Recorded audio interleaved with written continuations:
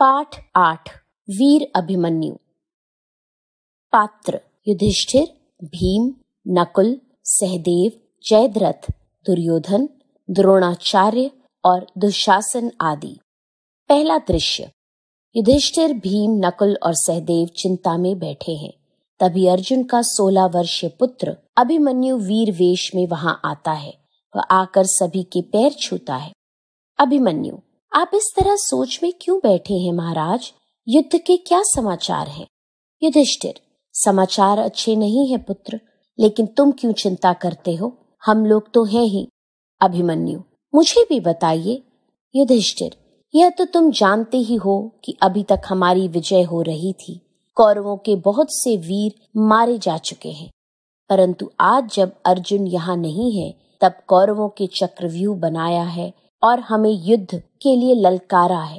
अभिमन्यु: तो इसमें चिंता की क्या बात है? युधिष्ठिर: पुत्र, तुम नहीं जानते कि चक्रव्यूह को तोड़ना कितना कठिन है। चक्रव्यूह में सेना को चक्करदार घेरे में खड़ा किया जाता है। उसमें 7 द्वार होते हैं और हर द्वार को तोड़ने की एक विशेष विधि होती है। तुम्हारे पिता अर्जुन के अलावा हम में से कोई और चक्रव्यूह तोड़ना नहीं जानता। यदि आज हम चक्रव्यूह के युद्ध में नहीं जाएंगे तो हमारी हार मानी जाएगी। अभिमन्यु: आप चिंता न करें, मुझे युद्ध में जाने की आज्ञा दें, मैं चक्रव्यूह तोड़ दूंगा। युधिष्ठिर: तुम यह क्या कह रहे हो? तुमने चक्रव्यूह तोड़ने की विद्या कब सीखी?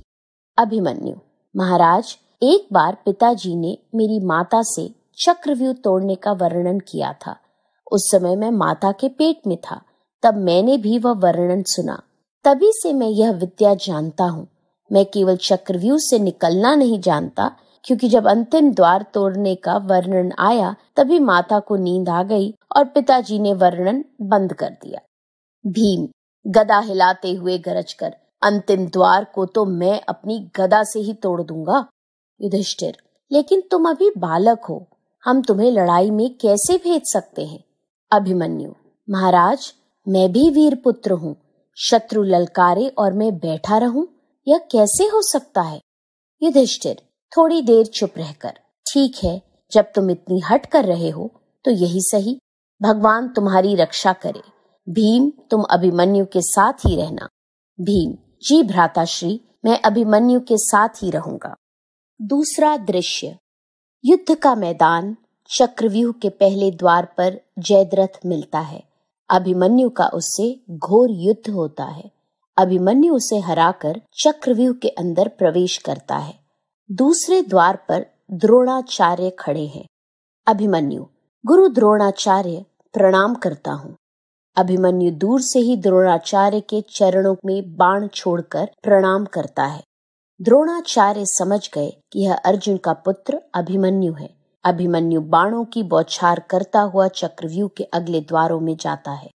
जयद्रथ पहले द्वार पर भीम और दूसरे पांडवों से: तुम कहाँ जाओगे? मेरे रहते हुए तुम लोग चक्रव्यूह के अंदर नहीं जा सकते। भीम और दूसरे पांडवों से युद्ध होता है, लेकिन जयद्रथ उनको चक्रव्यूह के अंदर नहीं जाने देता।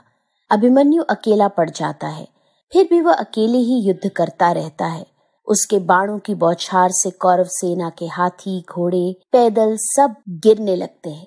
वह जिधर मुड़ता है उधर ही मैदान साफ हो जाता है। अभिमन्यु की वीरता देखकर कौरवों में खलबली मच जाती है। दुर्योधन अपने मन में: हे भगवान, चक्रव्यूह का अंतिम द्वार भी टूटने ही वाला है, अब क्या होगा? प्रकट में अपने 7 महारथियों को ललकारते हुए: आप क्या देख रहे हो? एक साथ मिलकर इसे क्यों नहीं मार डालते? 7 महारथी अभिमन्यु को घेर लेते हैं और उस पर चारों ओर से बाणों की बौछार शुरू कर देते हैं। अभिमन्यु का सारथी मारा जाता है, उसका धनुष कट जाता है। तब वह रथ का पहिया लेकर टूट पड़ता है। अंत में वह पूरी तरह निहत्था हो जाता है। अभिमन्यु द्रोणाचार्य से: गुरुवर, आपके रहते हुए यह कैसा युद्ध हो रहा है जिसमें निहत्थे पर वार होता है? आप कुछ कहते क्यों नहीं? द्रोणाचार्य सिर झुका लेते हैं। तभी दुशासन का पुत्र पीछे से आकर अभिमन्यु के सिर पर गदा से वार करता है।